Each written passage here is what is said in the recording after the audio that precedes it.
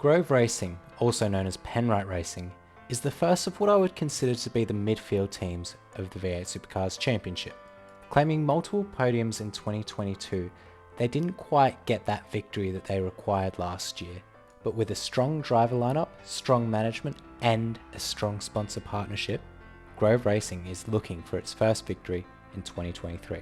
These guys finished 5th in the championship last year, up from 8th the year previous. Will they place higher in the 2023 season? Well, the father-son duo of Stephan and Brenton Grove will seriously be hoping so, because they have invested a lot in this team, and they're not new to motorsports either. They've represented Australia internationally before. The Groves became full owners of the team last year after having a part share in Kelly Grove Racing in 2021, joining and eventually taking over one of Australia's biggest racing families in the Supercars Championship. After all, Rick Kelly himself is a former Supercars champion, and that team invested a lot in the sport.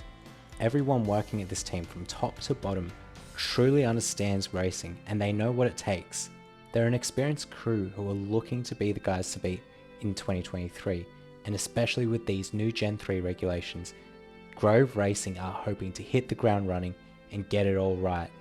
After all, winning the team's championship in just your second year as a full team is a huge achievement and a strong statement.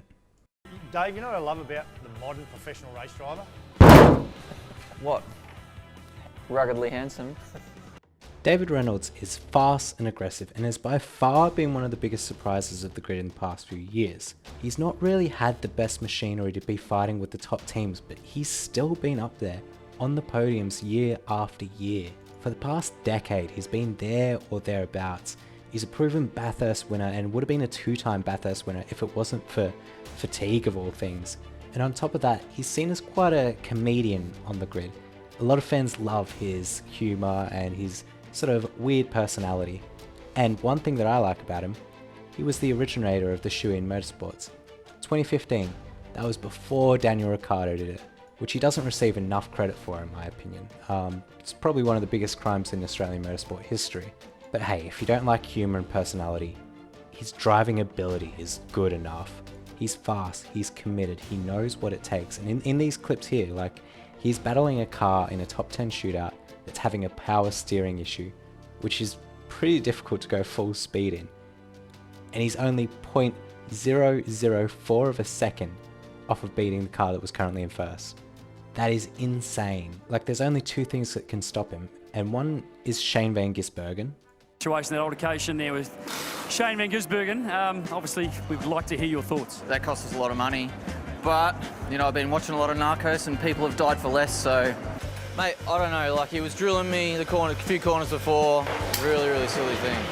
Yeah, really stupid, man. Really stupid. Expecting anything from Shane on that one? What do you mean? As far as an apology? Oh, he's dead to me, bro. He's dead to me. Reynolds, you don't remember that bit? No, what happened?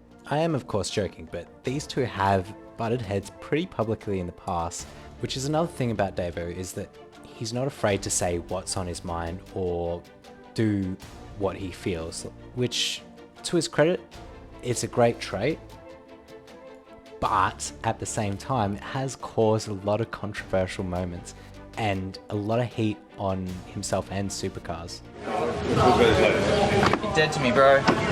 To give him some fairness, some of these controversies are blown out of proportion, but during the 2020 season, he got Supercars into a lot of hot water because he wasn't vaccinated and refused it.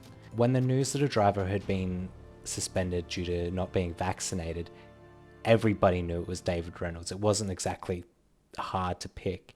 He's a fast driver, but the man is a bit of a PR nightmare sometimes, that's for sure.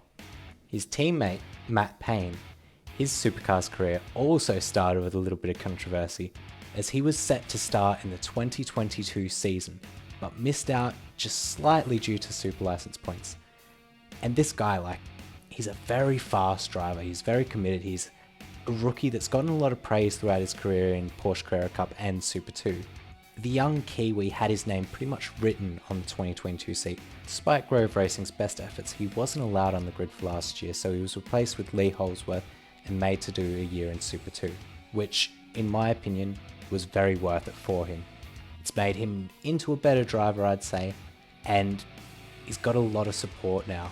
Not only that, he was at one point in the lead of the Super 2 Championship, which is kind of impressive given the competitiveness at the start of the year. He got 3 poles in the first 4 races, with 4 top 5 finishes as well. The Groves have been looking at this guy for quite a while, and their faith in him is unmatched.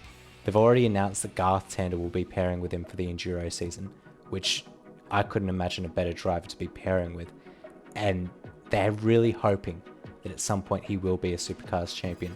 And I wouldn't put it past him. He does have the skills. The young Kiwi knows how to drive. Grove Racing has seriously put all their eggs in the 2023 basket. Now let's see if something hatches.